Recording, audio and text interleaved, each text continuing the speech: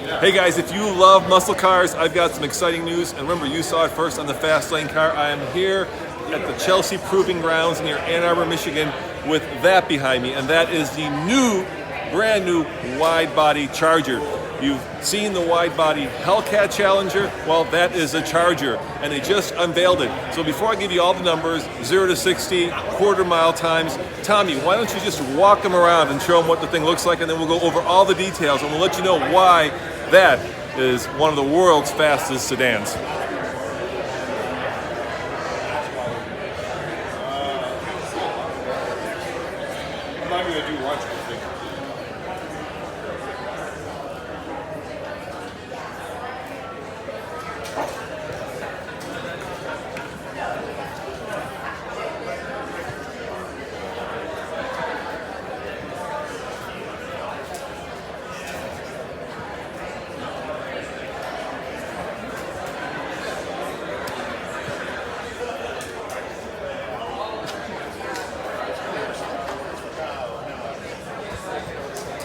So you guys know this, but what makes the wide body Charger and Challenger unique is, of course, these fender flares and these tires and wheels. 3 inches wider than a regular Hellcat. And let me give you the numbers right now. According to Dodge, you're looking at 0 to 60 in 3.6 seconds. You're also looking at a quarter mile time of 10.96. So if you guys love drag strips, this is a family vehicle that you can take to the drag strip. The tires are 3 inches wider. They're 305 35s on 20 by 11 wheels. So a lot of rubber. So what makes the wide body unique? Well, it's got stiffer suspension. So it's a little bit more set up for, well, drag strip use and high speed driving. A top speed, get this, a top speed of 196 miles an hour.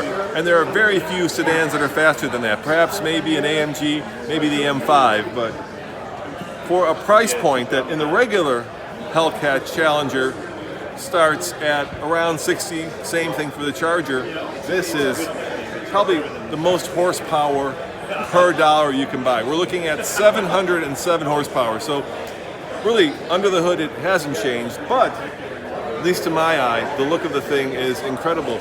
Now, they did unveil another vehicle. Let me show you that as well, because Dodge says that the most popular trim level of the Charger and Challenger is right here. That's the Scat Pack. Now, of course, you guys know that the Scat Pack has a Hemi that produces 485 horsepower under the hood. So that number hasn't changed, but now you can get the same goodies that you can get on the Hellcat Charger on the Scat Pack Charger. So we're looking at, once again, wider tires, wider rear flares, a more buttoned down suspension, and a car that's going to be considerably less expensive. So once again, numbers in terms of pricing have not yet been released, so we don't know how much either of these cars are going to cost, but figure a Hellcat, not a wide body, starts at about 60K, so we're probably looking at maybe $5,000 more, something like that. A real performance car bargain. The other thing I think that's important is, when is it available? And these are 2020s. They were just unveiled, and they'll be available for orders on November 1st. So if you guys are jonesing for either a Hellcat wide body or a Scat Pack wide body, you're going to have to wait a few more months.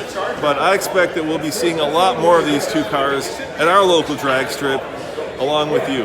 And now keep in mind, of course, that the Challenger, right over there, that's always been the more popular of the two muscle cars, because people like the fact that that has 2 doors, it's got that classic kind of bad boy stance. But Wait, pause. Jason, come here, Jason. I have information. Oh, you have information, Jason. You want to know why it makes 10 less horsepower? Yeah, because the Challenger makes 717. Yes. This one only 707. Why? So I asked. The reason is the hood airflow. So they said because this one was similar enough to the Demon airflow, it has 10 more horsepower simply from the hood design. And the other thing that we haven't talked about is, and this is your expertise, electronic power steering available for the first time. Why is that better? I don't think it necessarily is better. I think the reason they do it is because once your tire gets super wide and your steering effort goes up with it, and so they're trying to enable more assist like in a parking lot scenario where you've got these fat tires that don't really want to turn. Now with electronic steering, it's not so bad, I believe.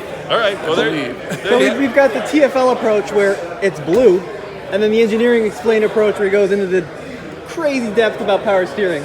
Yeah, and so, Jason, are you going to be doing a video on these if people want to go check out Engineer Explained? Is at some point a video? At some point, perhaps, Yeah? yes. All right, so Maybe in 3 years. so you heard it first on the Fast Lane car.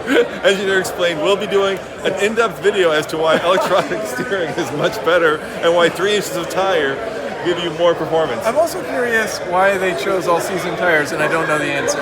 I didn't even notice. They're all-season, so that's strange to me. But Yeah, well, one of the reasons, of course, is a top speed of 196 miles an hour. That's a pretty crazy all season, right? Because you think Yeah, that would it be a is. performance tire to be that speed rated. yes, yeah.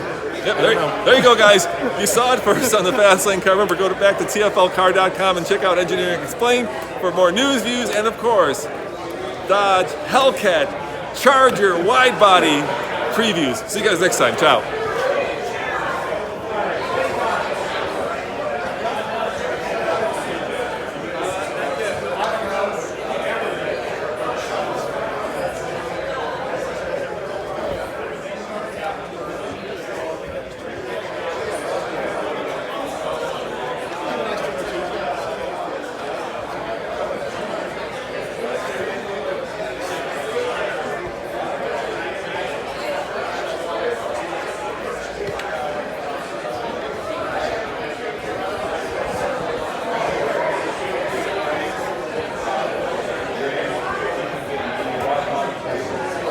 Scat Pack Yeah. model, which turns out to be the best variant